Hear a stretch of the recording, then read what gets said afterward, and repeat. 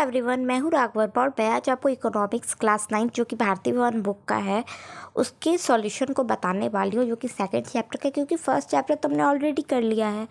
तो यहाँ पर हम फर्स्ट में अति लघु में देखते हैं कि संसाधन के रूप में जनसंख्या से आप क्या समझते हैं। तो इसका आंसर हो जाएगा कि कार्यशील जनसंख्या ही मानवीय संसाधन है जो किसी भी राज्य और देश की संपत्ति होती है। ये क्वेश्चन आंसर मैं आपको समझाऊंगी नहीं, क्योंकि ऑलरेडी मैंने चैप्टर समझा रखा है, बट फिर भी कोई चीज़ अगर आपको नहीं समझ में आती तो कमेंट कर दीजिएगा। सेकंड, जनसंख्या में तृतीय वृद्धि होने तक कौन सी समस्याएं उत्पन्न होती है। तो जनसंख्या में वृद्धि होने पर स्वास्थ्य, शिक्षा और आवास की समस्याएं उत्पन्न होती है। थर्ड है कि बिहार में जनसंख्या का आकार कैसा है। तो बिहार में जनसंख्या का आकार बहुत विशाल है, जो 2024 के अनुसार लगभग 12.92 करोड़ है। मतलब बिहार में सिर्फ 12, आप देखो 92 क्या समझ लो 13 करोड़ जनसंख्या, तो ये बहुत ज़्यादा है। फिर है कि जनसंख्या की घनत्व से आप क्या समझते हैं। तो जनसंख्या के घनत्व का मतलब किसी क्षेत्र में प्रतिवर्ष किलोमीटर निवास करने वाले व्यक्तियों की औसत संख्या से होती है। उसके बाद है कि स्त्री पुरुष अनुपात का क्या अभिप्राय है। तो इसका आंसर हो जाएगा कि प्रति 1000 पुरुष पर महिलाओं की संख्या है। लिंगानुपात का अर्थ है प्रति 1000 पुरुष पर महिलाओं की संख्या, यानी एक मतलब 1000 पुरुष पर कितनी महिला, ये उसका अभिप्राय हो गया। ये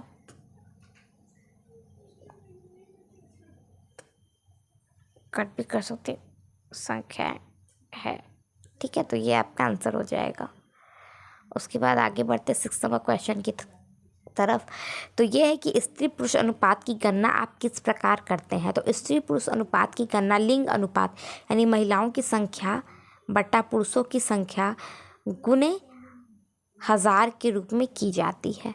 फिर ये साक्षरता से आप क्या समझते हैं। तो इसका आंसर होगा कि 7 वर्ष या उससे अधिक आयु के व्यक्तियों को जो किसी भी भाषा में पढ़ या लिख सकता है उसे साक्षर कहते हैं, और इसके सामान्य मापदंड को ही साक्षरता कहते हैं। क्लियर।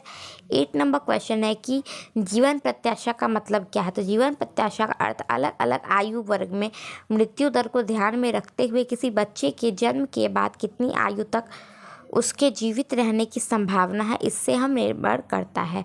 जो कि भारत में क्या 66.8, मतलब भारत में लगभग जो आदमी की उम्र है वो 66 वर्ष तक रहती है। औसत एवरेज की हम बात करें, इसमें से कोई देखा तो है नहीं किसी का फ्यूचर। 9 नंबर है कि जन्म दर और मृत्यु दर का क्या महत्व है। तो जन्म दर या मृत्यु दर द्वारा ही किसी राज्य की जनसंख्या का निर्धारण होता है, और यह जनसंख्या की वृद्धि दर को भी निर्धारित करता है।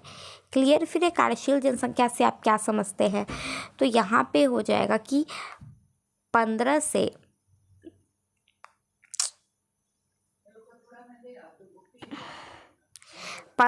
64 वर्ष की आयु वर्ग में आने वाले सदस्यों की संख्या को कार्यशील जनसंख्या कहा जाता है, जो आत्मनिर्भर होते हैं, ठीक है।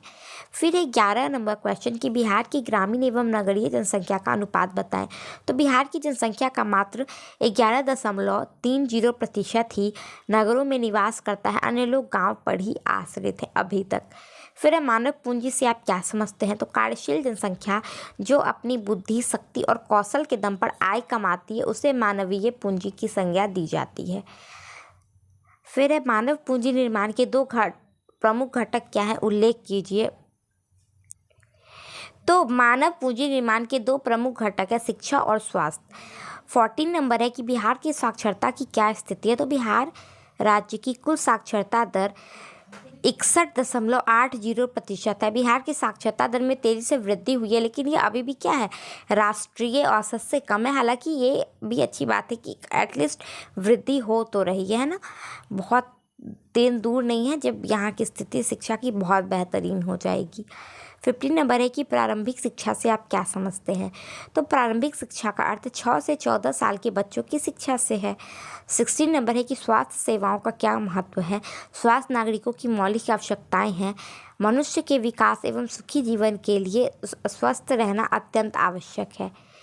17 है कि आवास से आप क्या समझते हैं। तो आवास जलवायु की विभिन्नताओं के कारण प्रदान करने के साथ ही समाज को भावी नागरिकों को जन्म और पालन पोषण की व्यवस्था करता है। आवास का संबंध केवल मकान से नहीं बल्कि स्वस्थ वायु, सुरक्षित पेयजल और अच्छे पड़ोस और वातावरण से है। ठीक है। और 18 नंबर क्वेश्चन है कि बिहार में सबसे अधिक और सबसे कम जनसंख्या वाले जिलों का नाम लिखे।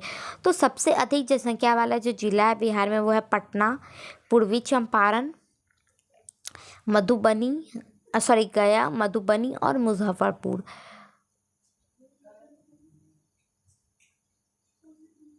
उसी तरीके से कम जनसंख्या वाले जिलों में है जहानाबाद, लखीसराय, अरवल, उसके बाद शिवहर, उसके बाद शेखपुरा। तो ये क्लियर हो गया हमारा। उसके बाद थोड़ा आगे बढ़ते हैं।